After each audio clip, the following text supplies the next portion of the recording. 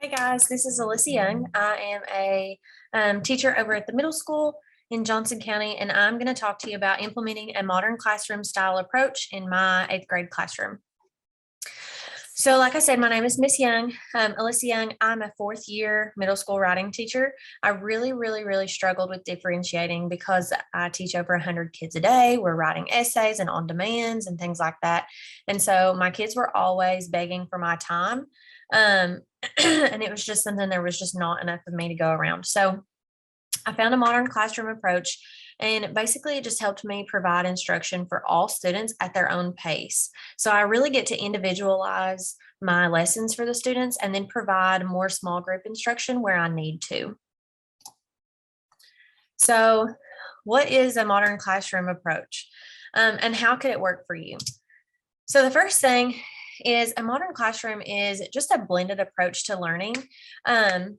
So basically you have 3 components of a modern classroom. You have blended instruction, you have student-paced and individualized learning, and then it's a mastery-based grading system. Students are going to work through entire units at their own pace, and then they complete mastery checks, bring those to you before they can continue on to the next level. And if they need reteaching, you can provide that for them. If they're ready to move on, if they've mastered that material, you have that unit already ready for them to go, so they don't have to wait for you to get 4 or 5 other kids back wherever on the same track that everybody else is on. So a modern classroom approach, we're going to go through each of the 3 steps, and then I'll kind of show you how that worked in my classroom. So the first thing is blended instruction.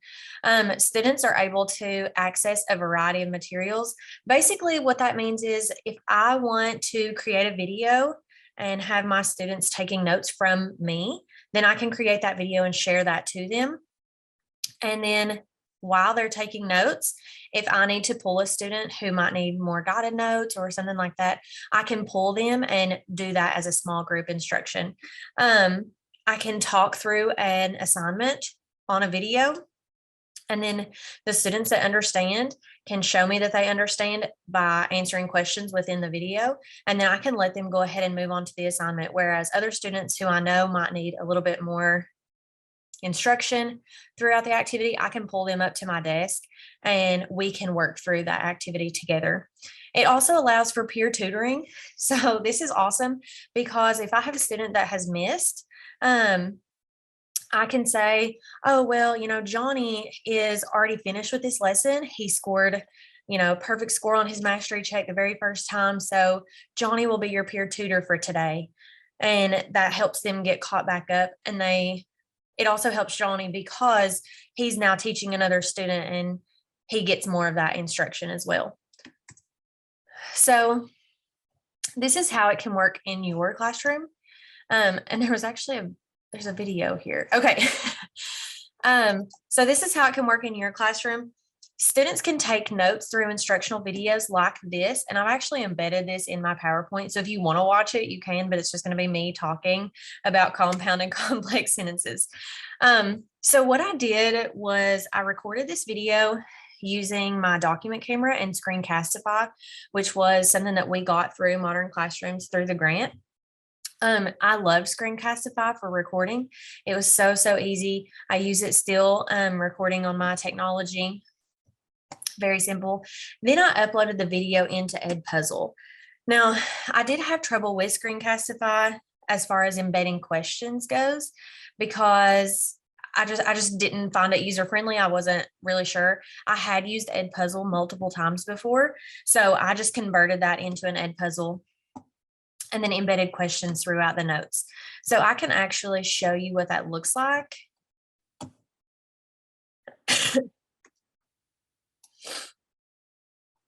Maybe. Yeah, so here I have my Edpuzzle account. I have my video. Modern Classroom really suggests that you should keep your videos between 5 to 9 minutes long. So that's usually what I try to do. 3 minutes for this one, just because it was very quick note taking and they can pause when they needed to.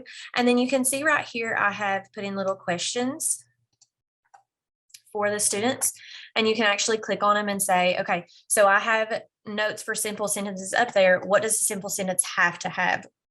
And then students can actually look at their notes and answer that question. Oh, a simple sentence needs a subject and a verb. And then they submit that to me, and then they get their score. If they need to rewatch, they can. And it actually allows them to rewatch that video and then answer that question again. You can set up your Edpuzzles to not allow them to skip at all, which I would really recommend, but that's just me. Okay. So there is kind of an example of how I take my notes, and I take my notes through all of my writing classes like this. I record myself giving the notes, and then I insert a couple little questions I would normally ask if we were doing it a lecture style whole group. And then that way I know if my students are actively engaged while they're watching the notes. So that is kind of how I do like my blended learning. And then if I see a student has only gotten 2 out of the 7 questions right on the Edpuzzle, I can actually pull them up and kind of walk them through the notes a little bit better than this recording. But if I see a student has gotten 6 out of 6, I give them the activity, they move on, and they're ready to go. So it allows me to blend my instruction.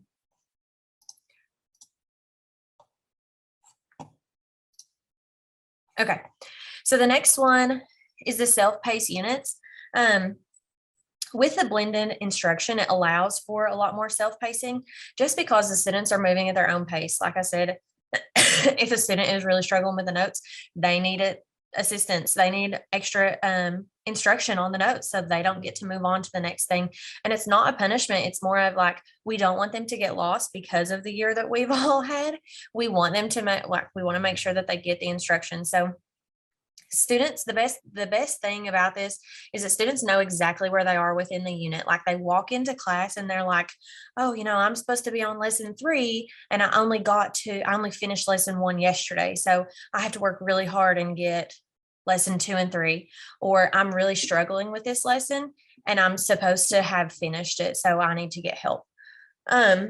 It also allows for a little bit more small group collaboration on problems that the kids are having. If they're all struggling with lesson 5, 3 or 4 of them can say, I really don't know how to do lesson 5. And then another kid usually always will pipe up and say, well, I got 100% the first time. And so that kid then goes over to help with small group collaboration to help become a peer tutor. And that's always what I call it, is just a peer tutor for that particular lesson. So it really encourages them to collaborate with their peers. And then the self-paced units, Modern Classroom recommended that you separate them as must do, should do, and aspire to do lessons. A lot of my kids just get through the must do and the should do. And the way that I tell them is, if you want to get a certain grade, you must do, to pass, you must do these. If you want to get a specific grade, you should do these. The aspire to do's are usually a little bit more fun, a little bit more engaging, a little bit more creative. So it encourages them to kind of get through those as well. So here's examples of how the self-pacing works. I'm trying to move myself around so you can see. So the first step is that students gather any materials that they need. So this student was actually in quarantine. And so he was like, I don't know what story we're reading. I don't know anything about this. He got all his lessons. I have like a little coffee bar. So he got all of his materials, and then he was able to just get a jump start on it. He didn't have to come up to me and say, I've been in quarantine for 2 weeks. What do I do? Absent students always have access to materials within that unit. And then students can begin the unit together. So we can, do an introduction activity or something like that with our stories. And then they kind of go into their note taking. And then they move at their own pace. So these 2 students are taking the exact same notes 3 days apart. And it just so happened that another kid had to make up a test, and that was just where they were, which was fine because they were both getting it done. They can include formative questions like the Edpuzzle that I had showed you. And they don't have to. I've done with and without. My kids seem to do a little bit better when I do give them questions. Then once they've done that, students can work through the activities to show that they've mastered the material. And then students that are working at the same pace, I always encourage them to work together. So these 4 kids were doing a cut and paste activity and they worked through it together and they all got finished at the same time. So they were really excited. They actually raced and was like, who can get it done the fastest? And then I have just another picture of the little activity that we did.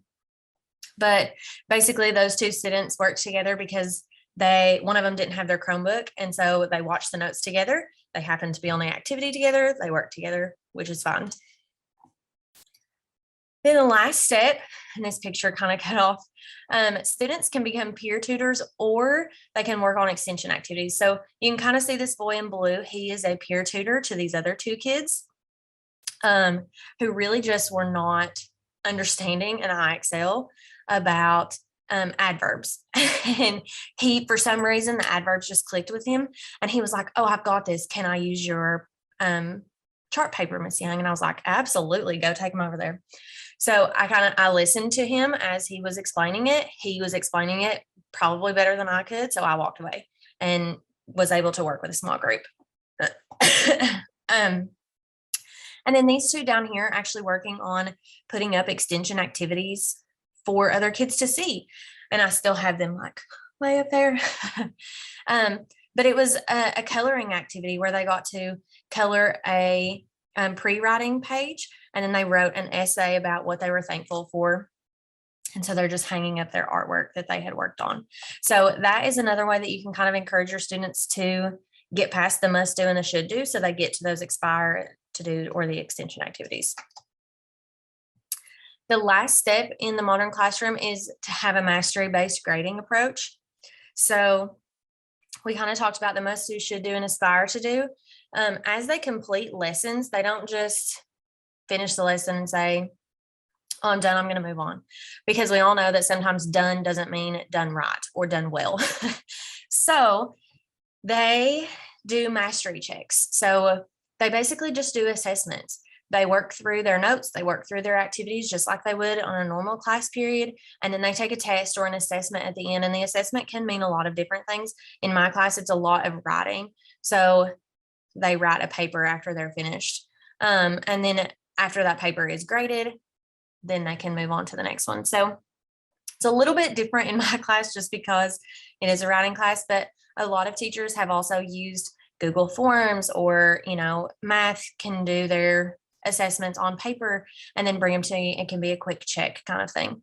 So you have a kid that says, hey, I'm done with mastery check number 1. You check it really quick and say, okay, unit 2 is here in the room. Go get your stuff. Go ahead and get started. So that way they're constantly moving through the lessons of that unit as they go. Multiple attempts to show mastery is a phenomenal, I feel like, just because you want them to be able to.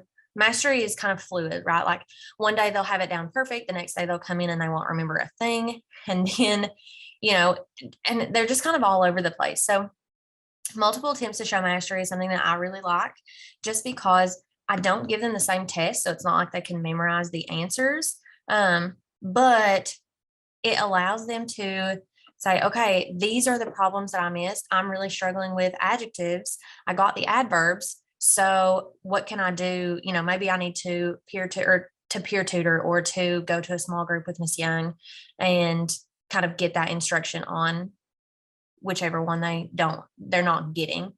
And then retake an assessment. So it's not like they have a 50% sitting on their grade for the rest of the year, because we all know that students are going to get better through the year, and their grade should reflect, what they know currently, not just what they knew 9 weeks ago. It also allows me to reteach, like I said, if kids don't show mastery on the first time, then they have to have some kind of intervention before they're allowed to take the second mastery check. And here is an example. I could not find mine, but mine looked almost exactly like this. This was an exemplar that they had posted that Modern Classrooms has provided. So this has kind of a color coding system where you can see all the orange students are students that are on pace with the curriculum. Like they are on pace for that day. They're working on what they were supposed to be working on, what you would normally cover with the whole group.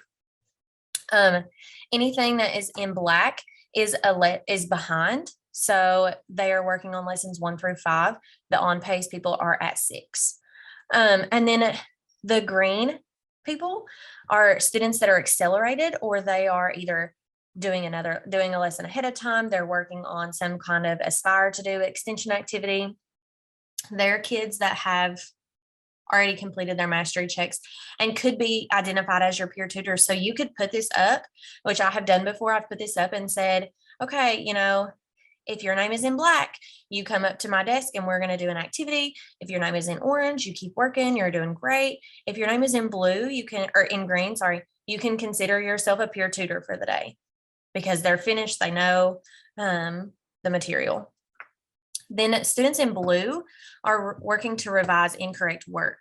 So you could pull the black that are, a couple lessons behind and say, we're going to work on this because you're behind. Or you could pull the blue and say, this lesson, we need to fix. Something went wrong in this lesson. So let's pull and do a small group there. And because you have peer tutors, you could potentially delegate to one of them and say, Joseph, you did really well on lesson 5. This is what these kids are not getting. Can you provide some kind of peer tutor for them, or be a peer tutor for them? So this just kind of is like a whole class overview of what's going on in the classroom at the time, because and it's going to kind of feel a little bit hectic at first, but once you get your kids into the routine of finding their name, okay, I'm in orange. That means that I'm doing exactly what I'm supposed to be doing. I just have to keep working. It helps quite a bit. And the thing that I would recommend is always make sure for your green students, or the students that are accelerated, have another activity ready for them, because it's so easy for them to say, oh, well, I'm on the accelerated track. Like, I don't have anything. I'm already finished with all my must do work. I'm just going to sit here and distract. So, and you never want that, which is something that I noticed very, very quickly right off the bat, which is why I started developing those extension activities that they actually wanted to do. Like, they were like, hey, I want to color, why does so-and-so get to color and I don't? Well, you're not finished with your lesson 5 yet. And they are. So that kind of helped motivate them a little bit too. The lesson classification is something else that I'm going to show you, and it can be really helpful to determine what students reach mastery. So if they have 80% of the must do activities, like we're saying, you must do this in order to pass this unit for 8th grade. If they only have 80% of those done, they've only mastered 80% of the material for that unit. So you can convert your grading that way if your school does not do a mastery-based grading scale already. And you'll play with it, you'll tweak it for your classroom, whatever works. I've heard of people doing bonus points for the should do's or the aspire to do's. I don't like to give bonus points a lot unless it's, like 2 points on a test for a question or something like that. But every grading system is a little bit different. But just remember, like, the goal is for them to master these however many assignments. The must do's have to be finished before they move on to the high school, before they're considered ready to go on to the high school. And that has really been beneficial for me to see, like, okay, this kid is only doing 60% of the must do's. I don't know if they're going to be ready for high school yet. So we have to get them back on that track. We need to focus on the must do's. So here's how I classified my must do and should do and then aspire to do for a narrative unit. Okay. It was 13 days long. I said usually like 2 class periods. Must do include the elements of a narrative. Okay. There was a grammar mini lesson, which actually I changed to a should do lesson. The next one, everybody had to read and annotate a narrative to determine what type of hook style it was. They also had to create a hook for their narrative. And then there was a must do grammar lesson. Should do, develop 2 possibilities to choose from. So that kind of gives them a little bit more freedom, a little bit more choice if they want to play around with a dialogue hook or, a leading with the end kind of hook. So there's all kinds of other ones. And I even have like how many class periods it should take them. So that gives me an additional pacing guide. And then your aspire to do, spend time embedding grammar lessons within their writing just to make it better. And that means that their must do work is getting better too with the should do activity. the aspire to do, complete a piece of artwork to go along with their narrative. They loved that, especially my comic book kids. The kids that wanted to make comic books and they were all about it. They wrote this big giant story because they knew that they got to draw the characters afterwards. So, and then everybody had a mock on demand writing. Everybody had to do the unit exam. Like those were just things that we had to have done. So that was kind of how I did my first little like narrative unit with my pacing or with my lesson classification. So now that I've talked about the modern classroom, I feel like at 90 miles an hour.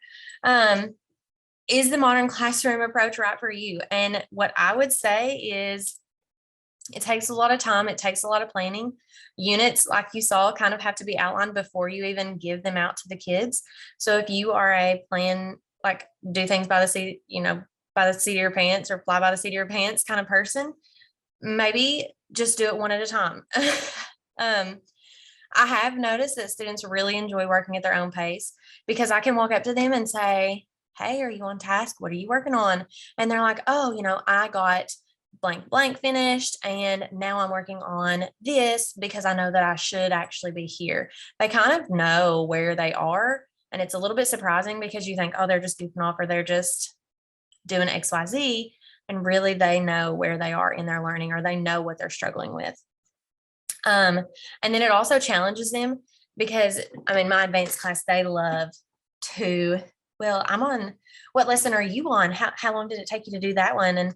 And so they challenge each other to not only like move through the material at a good pace, but also to get certain scores. And nobody is devastated by it. Everybody's like, well, what question did you miss? Oh, this is why this question is, this answer belongs to that question or whatever. They really kind of motivate each other and challenge each other to be their best self. I will say that modern classroom takes time. I'm not even a fully converted modern classroom teacher. I did do my narrative unit in a modern classroom. I am not currently doing argument in modern classroom style. I will, however, do my informational unit as a modern classroom style, and I'm already working on that. So once I have those units done, though, they are done forever as long as I don't change grade levels or contents or things like that.